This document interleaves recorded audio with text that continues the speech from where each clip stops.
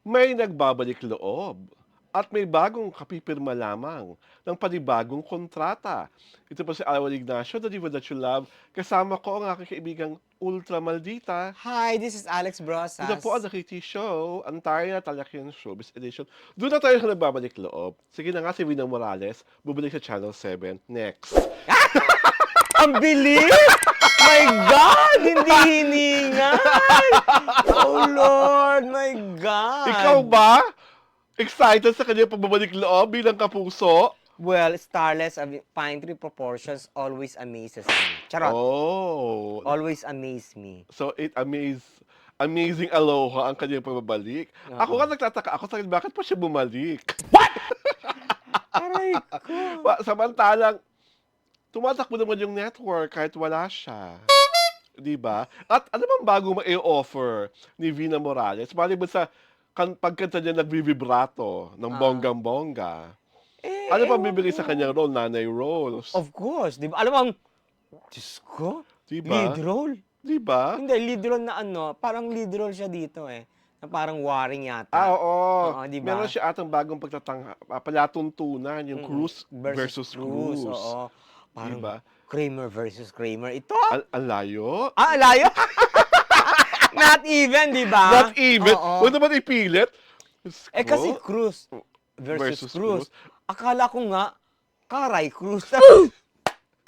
Aray ko, my God! Para i-cruise ko magre-rate ang show. Oh my God! Basta sa akin, dahil sabi naman ni Kuya Lars Santiago na Sino yun? isa sa mga nire-respeto kong seasoned broadcast journalist Okay. ng entertainment, OG daw si Vina Morales. Di sige. Aray ko. Sige. Alam mo, ang dami na bigla. Ano, yan lang. Di ba? Kasi kung i-hype, di ba, parang, Parang, akala ko God. talaga, pardon me for being gullible, I really thought it was Angel Locsin. of course not. Hindi yung gagawin Diba? ni Angel. I really thought it was Diyos Angel ko. Locsin. Kasi ang qualifier, OG, Mm. tapos Reyna. Talaga there was a time naman talaga na si Angel, ang Reyna. So, miss number tong ano, Oo. announcement ni ano. Oo, ni Kuya Lar. Lar, Okay na yung OG. Kasi Oo. nga, nag-Dance Entertainment talaga si Vina. Oo. Pero yung Reyna, Saan? saan? Saang kingdom? Charot. Ah, Saang fandom? Di ba? Parang, Reyna talaga? Sabi ko, hindi ko talaga, ewan ko. she was never a princess, magiging reyna pa? Yes. Ano ba? Siguro minsan naging Reyna ka sa buhay at sa puso ni Robin Padilla. Oh, well. 'Di ba? Pero yung Reyna talaga, Oh. paki-explain. Dapat may qualifier din kung bakit naging Oo, reyna. Reyna ba siya? Sino ba kasabayan niya? Si Donna? Ay, mas Cruz? reyna si Donna. Si Donna ang mas Reyna, 'di ba? Hindi, Pero mas ahead yata siya kay Donna. mas ahead mas siya kay ahead Donna. siya So ng konti kay Donna. sinong kasabayan niya?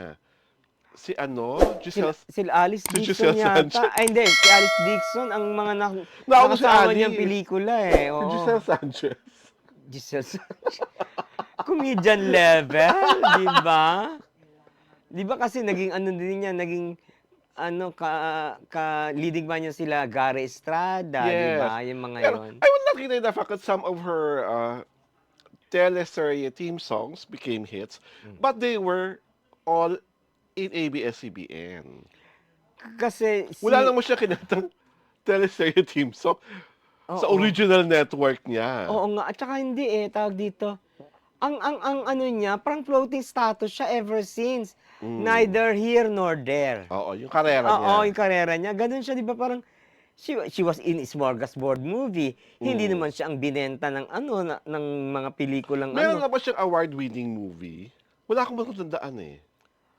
Yung nanalo siya ng Best Actress o na-nominate man lang ng Best Supporting. That I cannot, Di ba? Parang I wala. cannot think of. Kasi Parang- kung meron, halimbawa, itong kapipirma lang na ultimate star nila kasi Jeline Mercado, nanalo yun ng Best Actress sa Metro Manila Film Fest. Di ba? Tapos, naunawaan ko naman na syempre, matagal na negosasyon tungkol sa pagpapirma niya. Ibig sabihin, kaya nagkapirmahan na, maayos na ilatag ang mga proyekto. At the same time, maayos ang financial package. Pero ang tawag dito, ang tagal. Ang tagal. Ang tagal talaga na lahat ng klase ng rumors lumabas na. Oo. Pero Di wala ba? natin pag-usapan ng mga rumors. Importante, nakapirma na siya. Oo, pero, I'll think it over. Charot. Well, ang maganda doon kay Jenna is that meron silang bagong project ni parang action comedy or series Oo, ni ni Dennis Dennis Trillo, Trillo. which is Sanggang Dikit. Mm. I also read somewhere na they might be the couple, also part of Sangre. Hmm. And then they have a movie coming soon Talaga? na produced ng Creation Studios. Oh, ano naman daw? Basta kasama si Sam Milby. The title escapes me now. Mm. But they have a pre-Valentine movie na Next year pa. hindi, Ito this na? coming. Na Talaga? makakatapat tong ano. Parang never heard. Charot! Makakatapat tong ano. Dapat bini-beef up na. Yung supposedly Inaano na. makakatapat tong pelikula hindi mapapalabas. Diyos ko, ang pumalit nga, di ba? Hindi. Yung kay Julina, ang pumalit. Ang papalit yun sa pelikula ni Kim at ni ni Paolo. Pero makakasabay ng pelikula hindi mapapalabas yung pelikula ni Jen at ni Talaga? Dennis. Silang dapat magsasalpukan sa ano? Sa Sa Takilya. sinihan, oo. Yun ay kung mapapalabas yung isang pelikula, ha? Parang out of the equation na yun charot. Pero yun, first week ng February rin eh. Mm. Yung kay Jen, Dennis, and Sam Milby. But basta the title, I don't remember. But ako personally, di ba sabi ko nga the last time when we were talking about Mark Heras, sentimental sa akin lalo ng original Starstruck. Si Jenny Lynn, original yan. Oo, so original First, yan. So tama lang na na-maintain siya sa Kapuso Network at tama lang na inilaban siya kung sino man ang mga nasa Sparkle ngayon. That she is there sa network where she truly belongs. Diba? Tama na yun. Homegrown sila eh.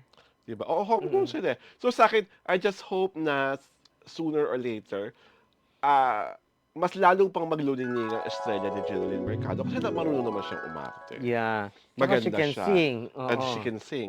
And complete package siya. Complete package siya. It's just really, I just really hope the people who handles her career, ma-fine-tune, alam yung mga discarding tama.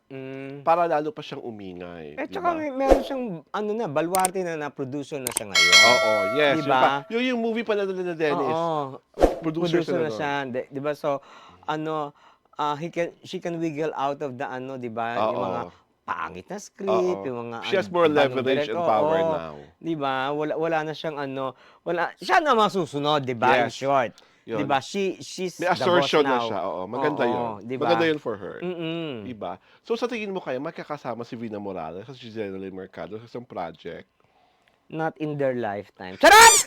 Kala ka sabihin mo, Kurt! Kaya ko, alam niyo ba, this is something that I think, the millennial people or the Gen Z do not know anymore. Pero nung unang panahon po, nung maskulada pa, si Vina Morales, diba? She was a gym fit lady. Yeah. Ang tawag po sa kanya noon, ang panglimang miyembro ng The Hunks. Akala ko maskulados. Siya po ang 5th member ng The Hunks. Di ba ang tawag nga sa kanya? The Muscle Diva. Ay, Yes. Kung saan ko ba narinig yun? Diyos ko, naloka ako. The Muscle Diva. But she was a health buff before, di ba? Na talagang Pero talagang defined the defined. Flat. Chan, may may abs. Oo, di ba? Toned na toned. Tapos yun nga, yun ang laging laughing gag about her na siya ang panglimang miyembro ng The Hunks. Ang The Hunks po dati ay si Jericho Rosales, Victor Ocampo, Carlos Agassi, Piola Pascual, and Bernard Palangka. Imagine mo po, pang-anim siya. Aray ko, my God. Ganun kaganda ang katawan ni Vina nung araw. Napapagkamalan siyang lalaki. What? Lalaking bakla. Kaloka. Nakakaloka talaga. I just really hope may puntahan pa ang career ni Vina. Oo naman. Kasi parang stale na di ba? Parang nag-reach na ng plateau, tapos doon na lang. Oo, ano na siya. Kasi di ba, tawag dito, may artistic craving pa siguro.